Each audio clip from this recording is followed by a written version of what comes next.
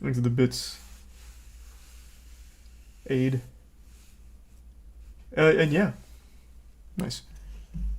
Alright, we can watch the Andrew response here.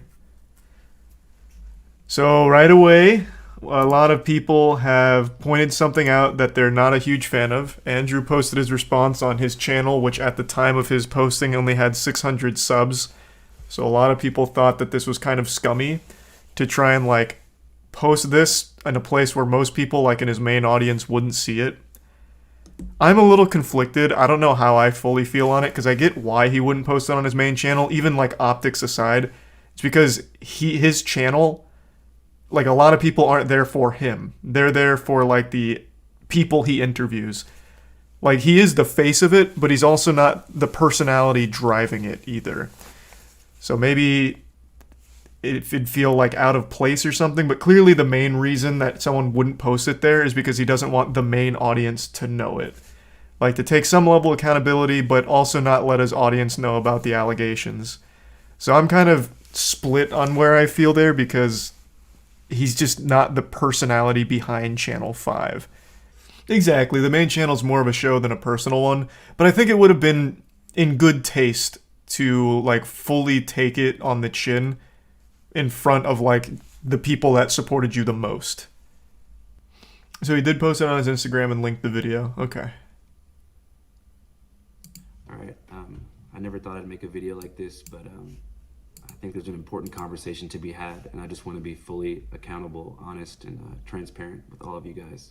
So I'd like to start by thanking every single person who's came out in the past week to speak about different ways in which my behavior has made them feel uncomfortable or pressured during a sexual situation, and to people who said that I've made unwanted advances and had a hard time with rejection.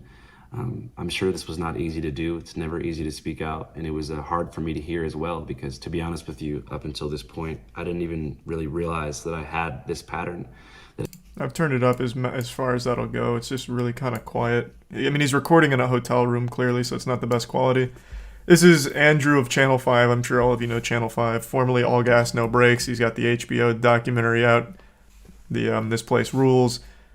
I have sung his praises for years. I think the content he has made is some of the best when it comes to like journalism. It's extremely entertaining, usually even pretty insightful in some cases, and just downright interesting. So when all of the allegations about his like pattern of sexual misconduct that ranges from potential assault, harassment, the inability to handle rejection, this kind of shit that stems back years. Once all of that came out, that hurt to see. That really fucking hurt to see. So this is his response to all of it. I haven't watched it yet. I haven't really seen too many people talking about it yet, so I don't know if it's like a good response so far. I'd say like that's a pretty strong start, immediately addressing the victims and like how difficult it is to come out about something like this, because as much as people like to deny it, it is hard to come out about something like that because all you do is get shit on by the fans of the person that you're talking about. Everyone likes to say that it's a clout-driven move, but the only thing that happens is you get shit on forever. Like literally forever. You gain nothing. You just get shit on endlessly. Thanks to the 5 gift subs, Maple. The resub Equestrian, Orphan, and the Tier 1 Happy. That had affected multiple people. I'd also like to apologize for my silence. I think that when this stuff first came out, I was in a state of denial and shock. I was, just riding the high from my movie that just came out, and then within 48 hours, I was denounced by my closest collaborators, and my name was printed in 40 different news outlets next to the words sexual misconduct, and I just kind of spiraled into a mental health crisis. I'm okay now, but I don't really think this is about me. This is about the people that I've affected. So I just want to express my complete sympathy, respect, and support for anyone who I've done wrong by. And I really want to do better and be fully accountable for everything that I've done. So that being said, I want to make a few things clear. I've always taken no for an answer. As far as consent, I've never overstepped that line. But I think I want to have a more nuanced and important conversation about power dynamics, pressure, and coercion. because, like I said, I think for a long time, I was behaving in a way that I actually thought was normal. I thought that, going home from the bar alone made you a loser. I thought that persistence was a form of flattery. And I thought that, if at first somebody was reluctant, they're playing hard to get, just try harder. And if you think someone's feeling you, make a physical advance. And Oof. Yeah, that is a pit right there. That is like some old Reddit shit. I think one of the worst things you can do is be like creepily persistent about things. Eek. Oof. Thanks to the resub. Daddy in the Prime. Nope. I mean, he seems like he's being very honest about this. He was one of those creepy guys about like, can't go home alone. I'm gonna be extremely persistent, and then if you get the idea that they're into it, you start getting like touchy with it. All of which is terrible advice that I remember back in the day Reddit used to kind of preach, back when pickup artists used to astroturf some of the big subs. And then you just fall into a situation like this here. Yikes. The Prime flight used to be normal behavior. It never really was, though. Even when I was in college, which is, and this is upsetting to think about, which was over 6 years ago now, even back then, no one, or at least none of my friends, were like that, and actively made fun of dudes that were. So it really was just kind of this thing that started on the internet and like lived there, and I guess some people grew up thinking that it was normal. Because I never saw that in the real world. At least not with my group, or anyone that I knew. Thanks to the Prime Shogun and the resub Boyd.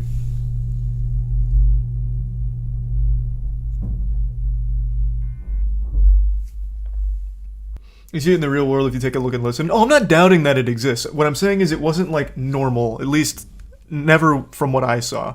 Like I said, we used to make fun of those people. Even my friends who were in frats used to make fun of dudes that did that. And again, this was over 6 years ago now. Well, actually, it's 7 now, since it's 2023. So I really just feel like it just kind of blossomed from the whole, like, terminally online shit of people thinking that it must be normal or a good idea. But you admitted being super cringe in college? Not this kind of cringe, what are you talking about? And that was my freshman year when I was a mysterious anime character. My cringe was from the refusal to speak to people and being, like, genuinely weird and uncomfortable to be around. Thanks to Prime Weed. And my friends certainly weren't cringe. I was just me. I had to learn from them. I had to suckle on their bosom to learn how, like, socialization worked. See if they go with it. And I think that, especially I realized when so many young people, especially young men, rushed to defend me when this stuff first started coming out, that this type of sex pest behavior is normalized. And a lot of people think this stuff is normal when I don't think that it is. And I think that I want to be fully responsible for maybe I'm in a not bubble. I've just never seen it as fluid normalized. understanding of consent. Those and people what always get made fun of. enthusiastic two-way consent looks like. That being said, a lot of the things that have been said online about me are not true. A lot of things are missing really important contextual information that I think would change people's interpretation of a lot of these situations, but I'm not here to invalidate anybody's lived experience. If you feel pressured, that's just what it is. I hope that young people and young men in particular can use my mistakes to learn and move through life with a better understanding of consent. As far as what I have planned, I'm not really sure what comes next. I mean, obviously, reporting is my one true love, and I'm 25 years old, and I have my whole life ahead of me. But I really think that I need to do some serious work on myself and figure myself out. So I'm going to start therapy sessions pretty much immediately. Also, not to blame alcohol, but I truly believe that alcohol was a contributing factor to my poor decision making. And I think that alcohol in general has had a devastating impact on my life. So I think I'm going to make the decision to join the 12-step program for Alcoholics Anonymous. And during this journey into sobriety, I want to take a serious step back from public life. And like I said, figure myself out. And I hope that this reaches the ears of anyone who's felt affected by me. I'd love to reach out to you, or you can reach out to me, even just for me to say, I'm sorry. And I really apologize, and I appreciate you all. I also want to apologize to my closest collaborators, my friends, my family, and people who will have to wear this stain on their career forever. You guys don't deserve this, and I love you guys. That being said, if you never want to watch Channel 5 again, I understand. I hope you remember the missions of radical empathy and media literacy that we have tried to put into the world through our coverage. All right, that's all I want to say. Wow. Well, as far as responses go, he actually did pretty much everything you're supposed to do. That was like an actually pretty mature response to the whole situation. One of the main things that most apologies never do is say the most basic thing of, I'm sorry. He seemed to have taken accountability for all that. He pointed out the victims and like he didn't do anything to belittle their experience, invalidate it or anything. He took all of it, accepted all of it, and then even talked about what he's going to do to change. As far as apologies go, that's about as good as that gets, especially in something as serious as this. But it's entirely on the victims if this is an apology that they can accept. This isn't a forgivable offense, to be honest. Yeah, sex crimes are usually something that I don't usually see people move on from. I don't really know how you don't get the lesson like the first time. What crimes did he commit? I'm just saying in general. I think the big thing he was accused of, at least from most of the allegations I saw, was this inability to accept rejection. So one of the big ones that came out with the pictures and the texts is the girl who repeatedly kept telling him no, she doesn't want to. And then apparently she finally relented just to get him off of her. So to me, that's a big line that I feel most people would know is a line in the first place. Like, that's not just like, I was young, naive, and, I didn't know this. That's just one of those things where it's like, I think everyone knows that. Well, that's it. It's so weird. What do you mean that's it? You keep talking about fucking this girl like, we're gonna fuck. You need to fuck me. It's time to fuck. We're gonna have sex. And she just keeps telling you no, and then you climb on top of her, and then she's finally like, oh, Jesus Christ, okay, fine. Like, panicked and just tells you yes eventually, and you're like, score. She wanted it. What do you mean? You're just a weirdo. Proof the proof? He's here talking about it. What do you mean? Proof the proof. He's here literally talking about that. At no point did he say none of these things are true. He didn't invalidate it at all. He took all of it. He didn't say any of it's not true. Or like, here, I actually never met this woman. This is all a blatant lie. I would never do this. He's even talking about it in a moment of self-reflection on how he thought these things were normal and like an okay behavior. And now he's realized they are not okay. Like, he is literally admitting it, talking about it, and you're still saying, what proof? The guy who's been accused is saying it's true. He did at one point say there's some untrue stuff. He said there's some missing context to some of it. The way I interpreted that is like the closeness of the relationship. That's how I took it, because some of them came out like they seemed to be friends, so maybe there was more to it, like like it wasn't just a stranger. That's what I understood. To me, that didn't come across as him belittling it. Maybe I'm being a little more generous with my interpretation since I do like Channel 5's work. But that's how I took it, as like in this case, this wasn't a stranger that I was pestering. This was a friend, so I thought we had a closer relationship where, like, we were kind of joking with each other about it. I didn't know it came across this way. That's how I understood it. Oh, he's not saying it's acceptable behavior. That's what the whole video is about. At the time, he thought it was acceptable behavior, which he said, and he's saying now it's absolutely not.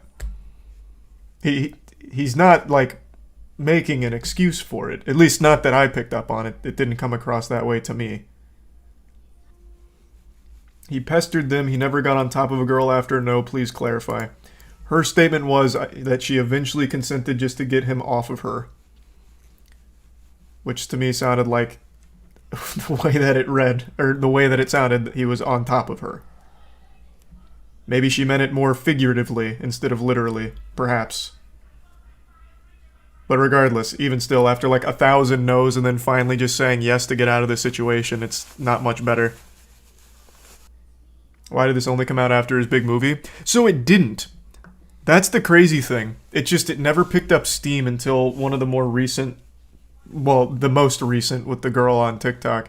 There's tweets dating all the way back to 2020, and there's posts on Instagram dating back to, I think, 2018 of local people not even knowing who this guy was, but saying like, hey, warning, this guy who goes around in a van is a big weirdo, he's creepy, he does like weird sexual stuff, please be careful when you're going out to bars tonight. Like, that's existed for a long time. It just never got steam.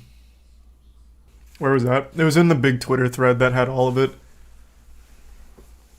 They had the old Instagram posts on there. I think it was 2018. I could be getting the timeline wrong. Maybe it was early 2020. Some of the tweets were 2020 and the Instagram posts I thought were 2018, but I'm going off memory now, and it's been like a week. So I could have the timeline wrong there. Please rewatch the first half of the apology and listen to how explicitly he said he respected the word no, and then immediately went into talking about how he thought the behavior was acceptable about persistence. So that to me, that is him not necessarily respecting the word no. How is anyone still being like confused? All of this was very straightforward in terms of a response. He himself is even talking about his persistence and not picking up on these things. So while they may have been saying no, like, hey, I'm not interested, or giving the cues that they're not interested, he was still being persistent and not respecting it.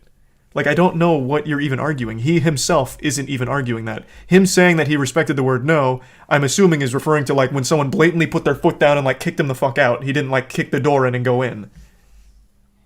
But in terms of like declining and rejecting advances, he himself admits that his persistence, like he kept going.